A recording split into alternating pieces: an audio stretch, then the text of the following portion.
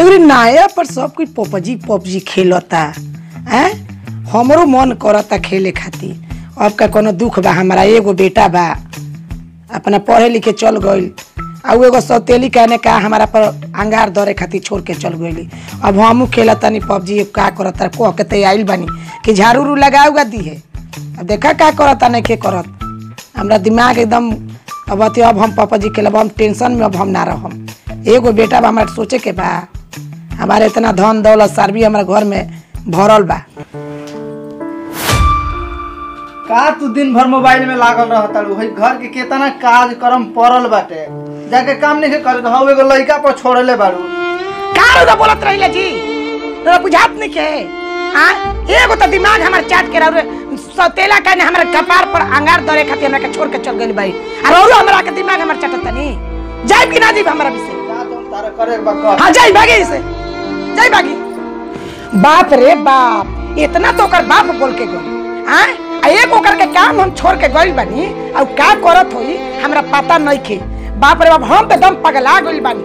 हमार एगो लड़का बरू है आ गइल के ओकर पढ़ा लिखा करे के जाको स्कूल विदा कर देनी। हमार माता का जा तनी देखो तनी करे काम और आके आइल बानी करे खातिर कि करत कि नहीं के करत। बाप ओकर हमरा के दम नाश करके धर देले बरू। जा तनी देखो तनी करत काम के नहीं के करत। तोरा के हम का बोलनी है? हैं मतलब हुस नियन भर के तू खाली झाड़ूए लगावत रे। हैं तोरा कोनो काम ना हम बोलनी है करे के? हम कोनी ने के चाय बना के लेके दे? हैं तो तू का रे झाड़ू क्या लगावत रे? बता। माई तो तोरे को छोड़ के हमारे कपार पर चल गई। आ हां एगो तोर बाप जम बा दिन रात तो बैठल न तन हमरो बैठल दोस मिला करके धर दे। अब निमना मन से झाड़ू छोड़ के आ जाके चाय बना के हमरा के ले आके दे। समझ गए? तो आपके ना क्या कहता है ध के नोच दे हम। समझ ली हो? आग नहीं ओकी देखे तो जाता नहीं हो। मैं चाय बना के जल्दी लेके दे।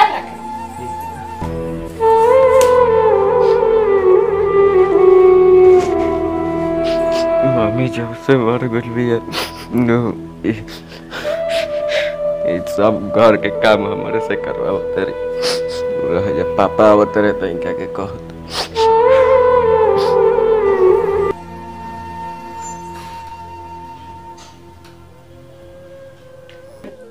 काहे रे बेटा, काहे ते मनहूस लेखा बैठल बड़े? का कहब पापा, मम्मी सब घर के काम हमारे से करवाते रही जब तू चल जाता रह।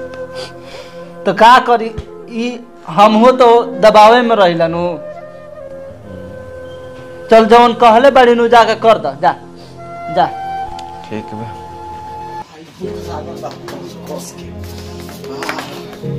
मम्मी मम्मी मम्मी का हो? तनी खाना देना, बड़ा भूख लागल बा। बाप रे बाप, हमर लइका कबे से आइल बा पढ़ लिख के दादा। बे बाबा बाप मंगाओ तनी खाना हो बैठा। देना मम्मी खाना, बड़ा भूख लागल बा। अरे बेटा रो कर तुरंत ले आके तनी बेटा। मिठुआ देख खेला हूं जाके बा। मिठिया तोरा ये नहीं के बुझात कबे से चिल्ला तनी? का मम्मी बोला? कब से हम तोरा के आवाज देतनी आ तोरा दिमाग कहां रहता? खाना बनाओ। काची काची खाना बनेले सा? दाल भात सब्जी। दाल भात सब्जी बता जल्दी लेके आओ, हमर लइका के खाना देवे के। आवत बाय मम्मी छोड़ ना, काहे ओकर के अरे तू पागल हबो जानता रह। एगो तो मधुस के हमरा के कपार पर छोड़ के आ चल के बाद दिन रात घर में हम पैमाल रहतनी लइका के चल के।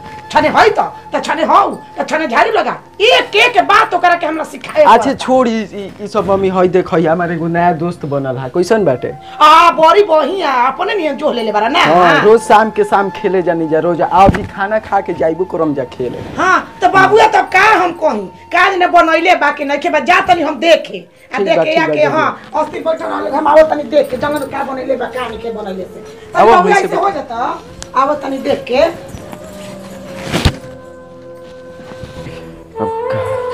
खाना तो बोलले नहीं खे, मम्मी से झूठो के बोल देले बानी। जल्दी है तुम्हारी है बा का करी? बोल का खाना बनैले बारे? मम्मी खाना तो बन रही नहीं। तो तू झूठो के तू काहे बोलला सा? हैं बता उ लइका पढ़ के आइल बा, एक सबे से खाना पीना नहीं के बनल आ पढ़ के आइल बा। अभी तले हमहु भूखले बानी, चाय मांगते चाय ना तू दे। तू बहुत दिन तू करत का बारे? हमरा ई नहीं के बुझा का करता? बता ना तोरो जो दिमाग हो गई बनू पढ़ाई लिखाई तोरा के तम त चाहत तोरा कैसन बना दे नू कि तू कोनो लायक के ना रह जी समझ लिए आ तोरा खाली झूठो का बोलला सा हां तो तू झूठो का बोलला सा तो तोरा के बुझाते हां नहीं खत बनेला नू ते बा तोरो के भूखले राखो जाते हमार त लेके चढ़ ही जाई ए बा तोरो का भूखले राखम आ हो बूढ़ा वाला के हमरा से बोलता वो बूढ़ाओ का जब पता चला तनी हम आवत है रो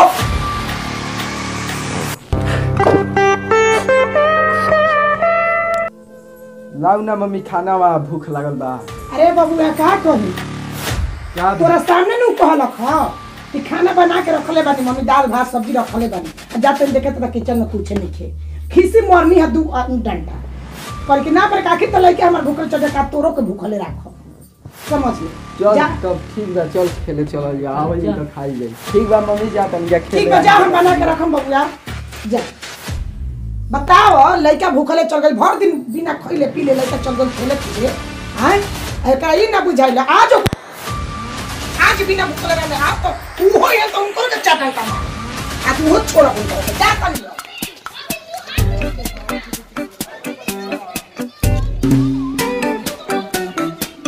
दोस्त मिलल बा उहो जाला ना सतनी मतरी के डरे चलो ओका से भेंट कर जा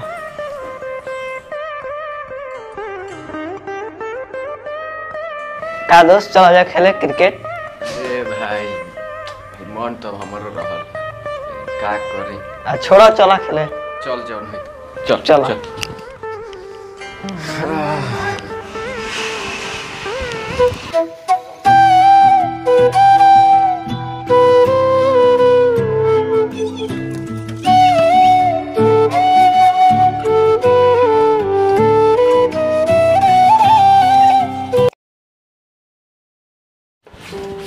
चल तनी शाम हो गई डर लगता का करे का रे बेटा कहाँ से आवत रे इतना रात हो गई लो ओ बाबूजी खेल के आवत नहीं आज बड़ा चल मस्त चल घरे चल चल चलो चल इतना रात हो गई इतना रात खाने के जाला